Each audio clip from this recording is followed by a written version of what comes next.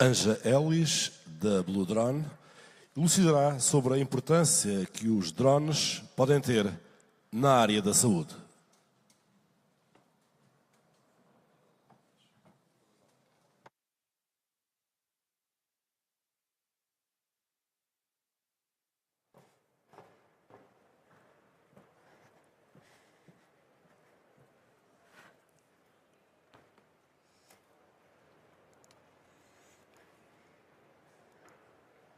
Yeah, good afternoon, ladies and gentlemen. My name is Anja Ellis. Together with Dr. Dennis Goebel, we're trying to establish UAVs in healthcare, especially for the blood transport. Since 2014 already, we keep running on this project, obviously, and I just want to introduce you to our company. The Exemptions GAG is one of the biggest hospital chains in Germany. It provides hospitals, home care homes, home care services, as well as clinic centers, and we are treating 1 million patients per year with 19,000 employees and having a sales volume over 1 billion euros per year. So the Frankfurter Diakoniekliniken are 100% daughter of the Exemptions GAG, and in Frankfurt we provide 2 hospitals, which is one of them is the Markus Hospital and one of them is the Bethanien Hospital. The Markus Hospital provides a fully equipped laboratory which serves blood and blood products not only to their own institutions as well as to the external institutions. So when we talk about blood is a very specific product. Due to the fact that less people are willing to donate blood every year, the Red Cross or bigger organizations requesting for blood donations every year across the whole world. And then again, we have the fact that blood has a quite limited date of expiration, which means we need to throw blood away after 6 weeks if we haven't used it. So on one hand, we have the problem less people are willing to donate blood, and on the other hand, there is a rising amount of people who have a desperate need for a blood transfusion every year. And then again, as you probably already know, there's only one blood type in the world which is compatible to any other blood type, which is rhesus negative, and therefore, unfortunately, it's quite rare. So blood is a product which is usually kept central, meaning in bigger blood banks or in bigger hospitals. Smaller hospitals, they usually store a smaller amount of blood. But when we talk about bigger emergencies, you have usually a bigger need for blood, meaning you need to request more blood from the blood bank. Circa 20 times per year we have the case that we need to transport blood quite urgently into other hospitals or external institutions. It seems quite easy. The other hospital or the smaller hospital would request blood at the blood bank, but unfortunately it isn't easy because we have the situation in Frankfurt that the ambulance stacks frequently into heavy traffic, which means it causes delays and as well as additional accidents on the road. And every second counts if someone is desperately is waiting for a blood transfusion. So on a political economic meaning, it means additional road accidents due to the blood transport, increasing costs for insurance, and a delay in a blood delivery. And not even if you just think of city centers, as well hospitals in rural areas with difficult accessibility, it takes quite a while until the blood will be delivered in a smaller hospital. So we came to the solution that we could send our blood transport with a UAV.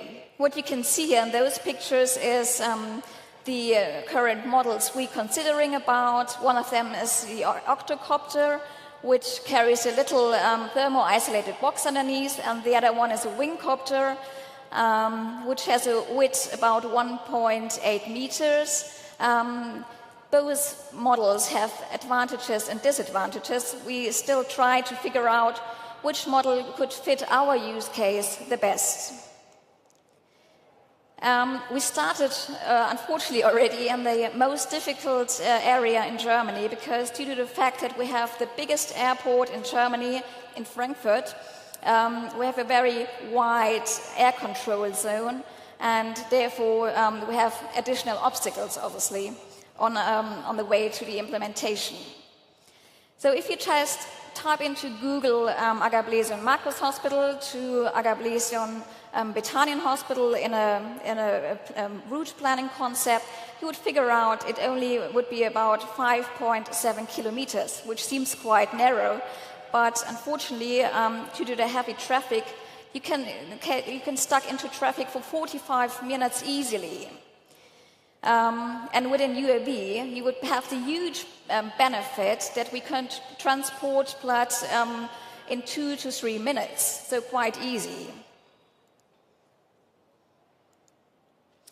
Just to give you some technical data, the octocopter we're currently testing only weighs 2.6 kilograms. It has a loading capacity about 2.6 kilograms, and it's 70 kilometers fast per hour. It can be steered via laptop, smartphone, or a tablet. And even if 2 engines would fail, it wouldn't cause any disruptions. As you can imagine, when we talk about blood, we have also strictly regulations in Germany, which tell us that we need to provide a thermo-isolated box to keep the blood fresh. And as well, we need to carry a so-called tracker, which is similar to the black box in aviation, meaning it monitors the condition from A to B. These both aspects are quite easy for us to handle.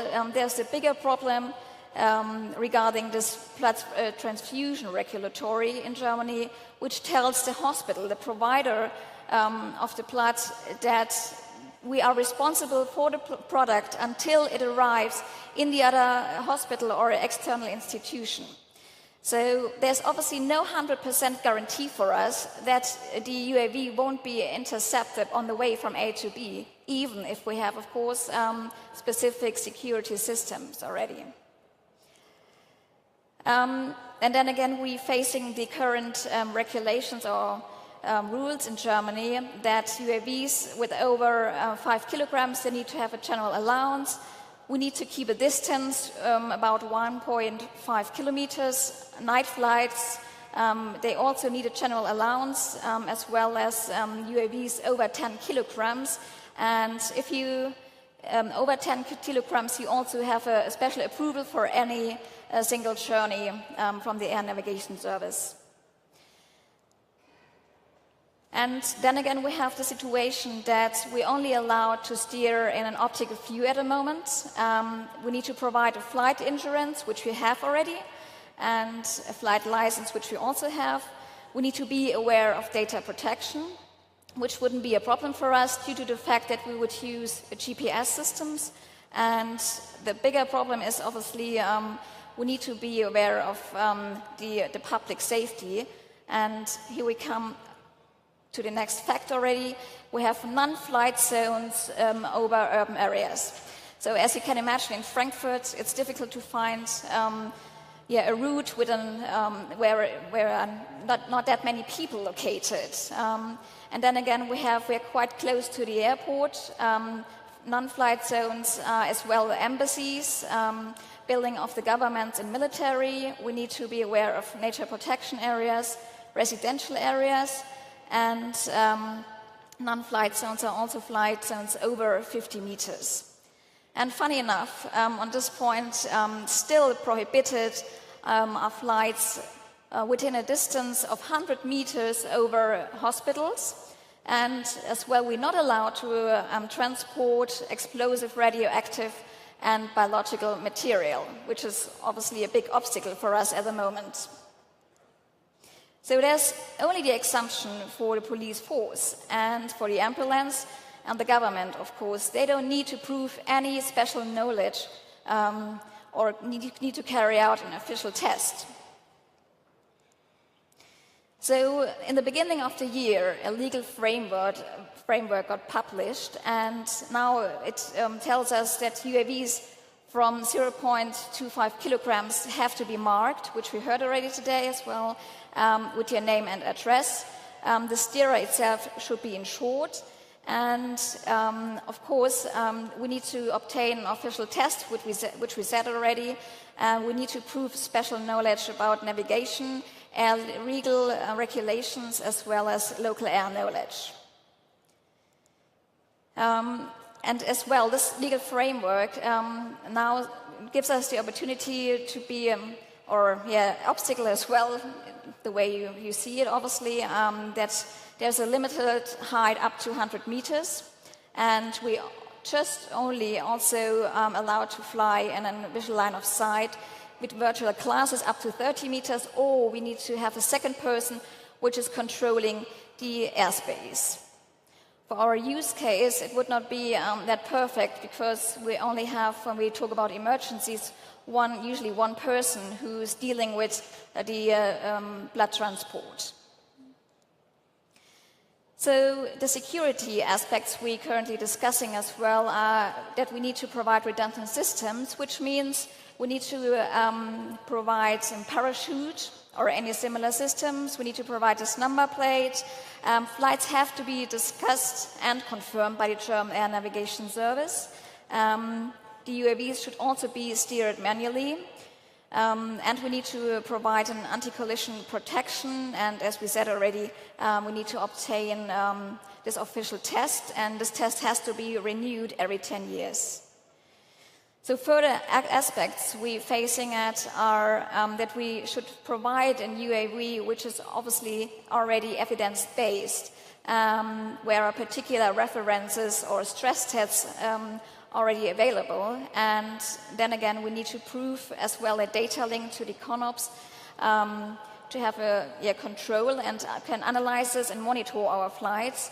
And there, of course, there are also risk classes which should be meaning redundant systems like geofencing, return to home, obstacle warnings.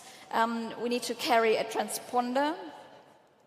And as well, we should plan our routes on a 3D digital map. And then they would also ask us for an automatic route planning, as well as an automatic obstacle warning.